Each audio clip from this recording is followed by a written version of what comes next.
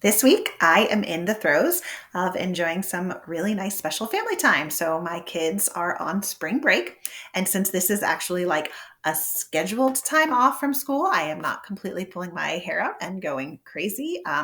I scheduled, I knew that I was going to get very much work done. And I knew that we were just going to have a lot more time to just be hanging out, playing together. We like to play video games on the Switch, and we play a lot of board games. We love board games. Okay, well, I love board games and I make my family play them, and then they all wind up having fun eventually anyway. But we do mandatory fun in my family. But yeah, just sleeping in and not having the alarm set and just snuggling on the couch and watching a movie. We've been catching up on the Chosen series because they're going to be releasing the newer episodes in the movie theater soon. So we'll, snuggle up, pop a bag of popcorn. And it's just like these simple, like little things to just, kind of play and enjoy our time as a family, which has been so great. And spending so much time with my kids really got me thinking about, being a child of God. So we are called to be childlike and to embrace and totally own our ownership as a child of God. And yet, for those of us who are also called to be parents, we are supposed to be children of God while parenting other actual children.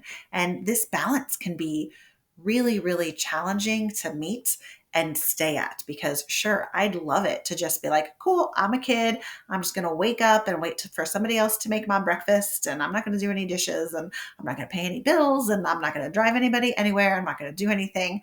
That's not my reality. And it might not be yours either. It's like, there's obligations and things I have to do. I have to exert my authority over my children and implement consequences when they break family rules.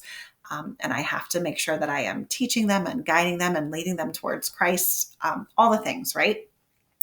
So I've been spending kind of some time really meditating on, like, what does it mean to be a child of God, and how on earth am I supposed to and expected to do that while I'm busy planning and managing my whole life and doing all of the obligations that come with being a parent in today's world. And my kids came home from school last week, and they came home, said, "Hey, Mom, good to see you," and did what they do every single day. And they walked over to the pantry and opened it up, looked inside, saw all the snacks, picked one, and had an after school snack. And I thought, that's what it is.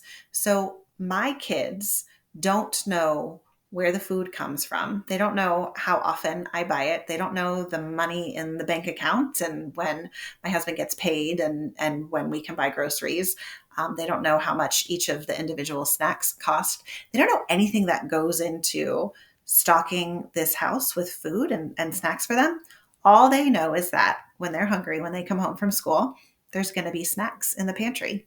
And they just trust that, right? Like, they don't sit on the bus on the way home, biting their nails, like, oh my gosh, like, did she get food today? Is there going to be food? And, what am I going to eat? And it's like, they know that what they need is going to be provided for. Now, I do not always stock exactly the snacks that my kids want. I do not let them come home from school and eat bowls of ice cream and, candy bars on end. Sure, they would love it if I had all of that, right? And maybe they would wish for it, and they enjoy it when we get it as a special treat now and again.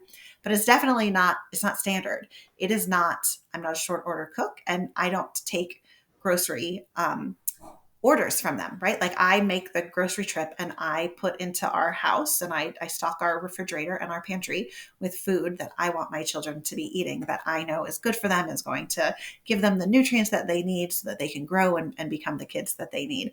And so then they come home and they see the food and they're grateful and they enjoy it, and then they move on with their day, and then they do whatever they want to do. And so I have been trying to figure out, like, how do I get to do that? How do I get to just enjoy the food that's in the pantry and not worry about all the minutia when there are so many details of my own life that I do have to worry about?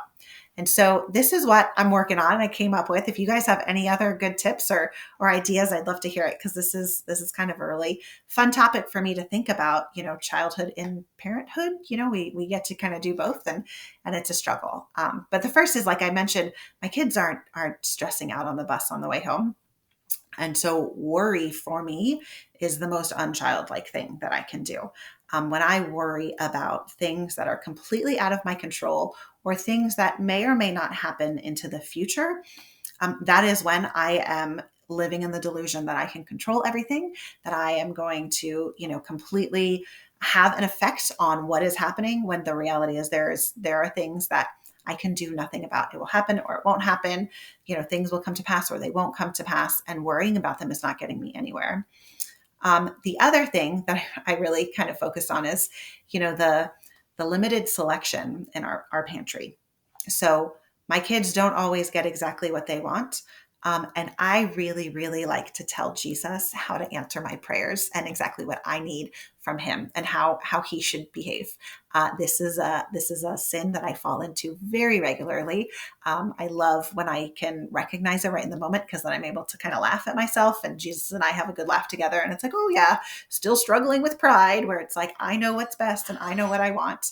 And so working on that, instead of going to my prayer time and saying, Jesus, I need you to fix this problem, and I need you to heal this person, and I need you to XYZ by this date, and figure out all of these things, because I know what best case scenario is for everybody. And so this is what I expect from you.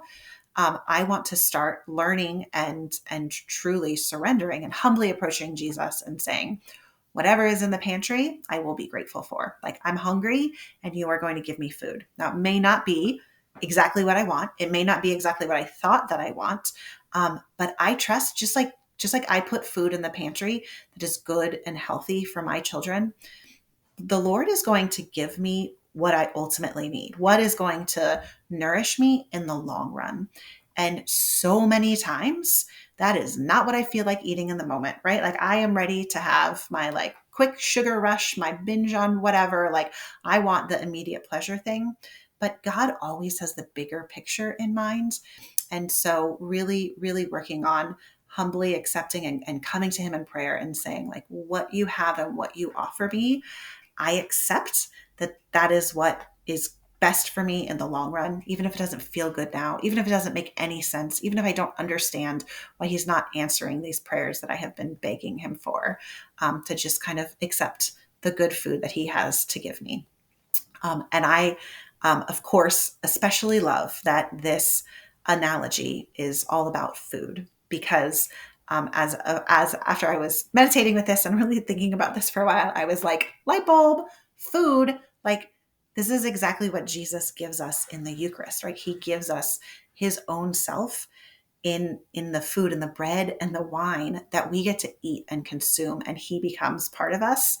And there is nothing more nourishing and nothing more life sustaining and nothing better than being able to partake in that. And so I am going to try and work towards, and have been working towards, approaching the Eucharist, every time I approach the altar, to be able to receive him in the Eucharist, to have that same childlike like awe and appreciation and just humility of like, wow, Jesus, like, I'm just hungry. I need an after school snack, and this is how you're feeding me. Like, I'm so grateful. So that is all I have for you today. I'm Maria Riley, just a sinner in the throes of trying to be a saint.